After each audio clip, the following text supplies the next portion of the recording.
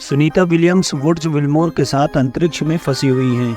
यह एक साधारण स्पेस मिशन की बात नहीं है, बल्कि एक लंबा और जोखिम भरा सफर है जो अब तक अपने अंत तक नहीं पहुंच पाया। यह मिशन केवल 5 से 7 दिनों के लिए भेजा गया था, लेकिन अब ऐसा कहा जा रहा है कि इन दोनों अंतरिक्ष यात्रियों को वापस आने में कोई समय निर्धारित नहीं है।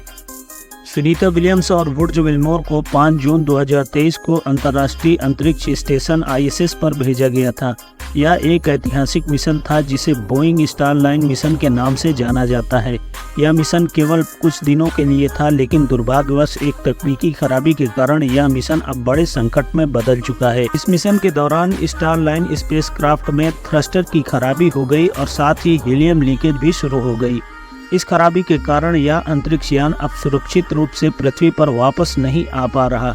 नासा ने इस स्थिति को मॉनिटर करने के लिए बहुत कोशिश की, लेकिन उन्हें अभी यह समझ नहीं आया कि इस समस्या को हल करने में कितना समय लग सकता है। पहला, ऑर्बिटर ट्रैपिंग। अगर स्टारलाइन यान सही से एटमॉस्फेयर में प्रवेश नहीं करता तो यह पृथ्वी के एटमॉस्फेयर से बाहर रह जाएगा और ये अंतरिक्ष यात्री अनिश्चितकालीन समय तक अंतरिक्ष में फंसे रह सकते हैं। दूसरा, एटमॉस्फेयर प्रवेश में विफलता। अगर यान सही से संरेखित नहीं हो पाया तो यह एटमॉस्फेयर में घुसने में असफल हो सकता है, जिससे अंतरिक्ष यात्री वहीं अटके रह जाएंगे और उनकी ऑक्सीजन आपूर्ति समाप्त हो जाएगी। तीसरा, गंभीर टेम्परेचर वृद्धि। अगर यान तेज ढलान पर पृथ्वी के एटमॉस्फेयर में प्रवेश करता है तो इसकी हीट शील्ड विफल हो सकती है और दोनों अंतरिक्ष यात्री जलकर वाष्पित हो सकते हैं।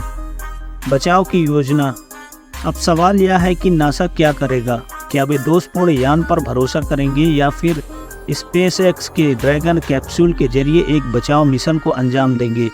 यह निर्णय न केवल नासा और बोइंग के लिए महत्वपूर्ण है, बल्कि इन दोनों अंतरिक्ष यात्रियों की जान खतरे में है। अंतर्राष्ट्रीय अंतरिक्ष स्टेशन की वर्तमान स्थिति में विलियमसन और विल्मोर के साथ 7 और अंतरिक्ष यात्री भी ISS पर मौजूद हैं।